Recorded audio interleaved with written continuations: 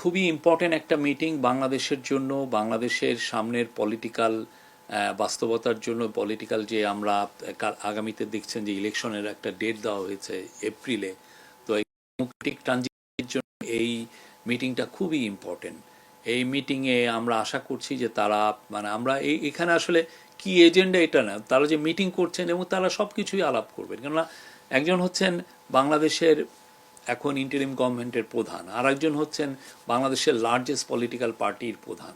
তো তারা দুইজনের মধ্যে আলোচনা হবে এবং তারা অনেকগুলো সব কিছু নিয়ে আলোচনা করবেন এটা। এবং এটার প্রস্তুতি হিসেবে আজকে বিএনপির তরফ থেকে একজন অফিসিয়ালও এসেছিলেন, আমাদের সাথে উনি কথাও হয়েছে তাদের সাথে। তো কালকে আমরা আশা করছি যে 9টার মধ্যেই ওনারা আসবেন। আসার পরে একটা 1-to-1 মিটিং হবে। এই ক্ষেত্রে যদি ওনারা মনে করেন যে আরও অন্যান্য কেউ থাকবে, সেটা এই দুজন লিডারই এটা ডিসাইড করবে।